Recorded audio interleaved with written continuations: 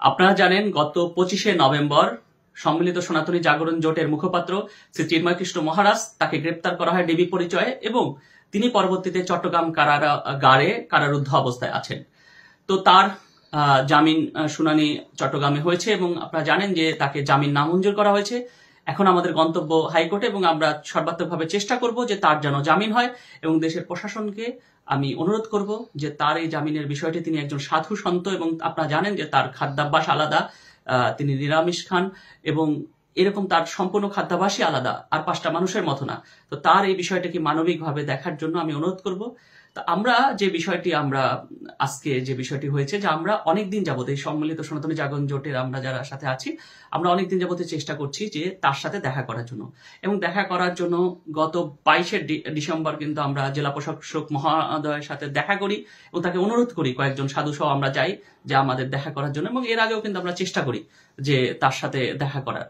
তো তারা আমাদের আশ্বস্ত করেন যে ঠিক আছে, এখন যে সিচুয়েশন এরকম, কিছুদিন পরে আপনারা যান, আমরাই আপনাদের সহায়তা করব। আমরাও সেটাতে আশ্বস্ত হই এবং এর পরবর্তীতে আমরা চেষ্টা করি এবং কালকে পুলিশ প্রশাসনের সাথে কথা বলে আমাদের একটি ডেট ফিক্সড হয় যে আজকে 11টার সময় তার সাথে আমরা দেখা করতে পারবো। ওইভাবে আমরা 5 জন সাধু সহ 7 সদস্যের একটি টিম চট্টগ্রাম জেলা কারাগারে আমরা গেটে সামনে যাই এবং যাওয়ার পরে কিন্তু আমরা আজকে সেখানে 3 ঘন্টা অপেক্ষা করার পরও আমরা দেখা করতে পারি না। তো বিষয়টি খুবই জঘন্য বিষয় হয়েছে।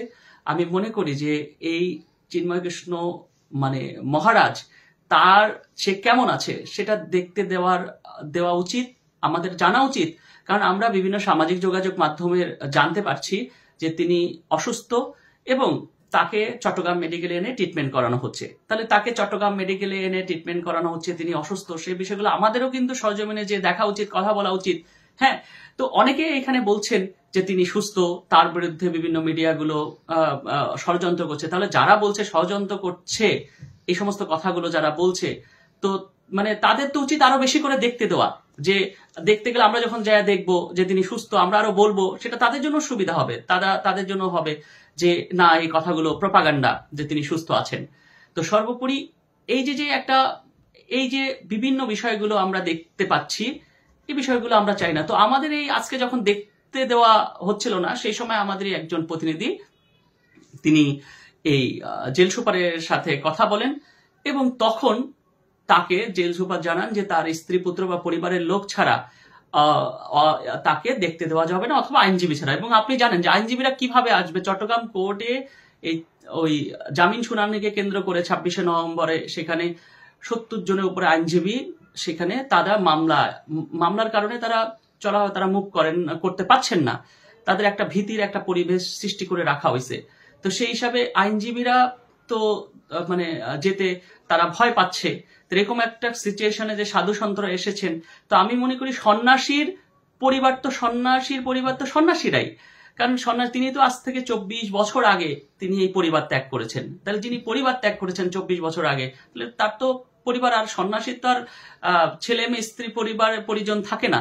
সন্ন্যাসীর তো তার সন্ন্যাসী তার যে সেই আশ্রমে থাকেন, যে মঠে থাকেন, সেখানে তার সেই গুরু ভাই বোনেরা। এবং আপনারা জানেন যে আজকে সেই চিন্ময় কৃষ্ণ ব্রহ্মচারী যে মহারাজের শিষ্য ছিল, জয়পতাকা স্বামী মহারাজ, তারও 2 জন শিষ্য তার সাথে দেখা করতে গেছিল, অর্থাৎ এরাই কিন্তু তার পরিবার। তো সব মিলে এই সাধু সন্তই তার পরিবার। তো সেই সাধু সন্তদের দেখা করতে দেওয়া হয় নাই, এটা একদম ঠিক হয় নাই। আমি মনে করি অতি দ্রুত এই সবাইকে, আমরা যারা এই আন্দোলনের সাথে যুক্ত আছি, আমাদের চিন্ময় কৃষ্ণ মহারাজের সাথে অতি দ্রুত দেখতে দেওয়া উচিত যে তিনি কেমন আছেন। আমরা চাই এই বিষয়টি প্রশাসন খুবই সহৃদয়তার সাথে দেখবে। ধন্যবাদ সবাইকে।